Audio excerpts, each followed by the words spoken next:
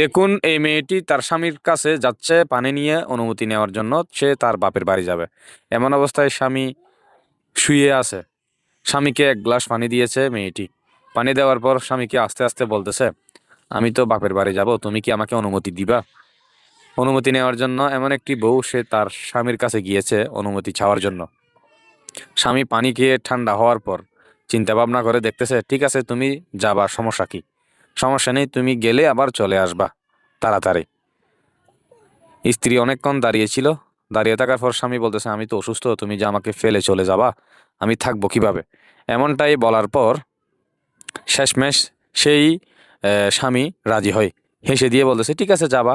আচ্ছা, যাওয়ার আগে তোমাকে একটা কথা বলি। স্বামী বলতেছে, আচ্ছা ঠিক আছে, তুমি এখানে একটু বসো, বসে তোমার সাথে একটু কথাবার্তা বলি। যেহেতু তুমি অনেক দিন পর বাপের বাড়ি চলে যাবা, আমিও তোমাকে দেখবো না। সেই ক্ষেত্রে সে স্বামী তার বিছানায় বসতে চাইলে, বসতে বললে কিন্তু বসে না। স্ত্রী বলে, আমি একটু নিচে বসি। লাস্টে স্বামীর অনুমতি নিয়ে স্ত্রী তার বিছানায় বসে। বসার পর শেষমেশ সে অনুমতি দিয়ে দিল।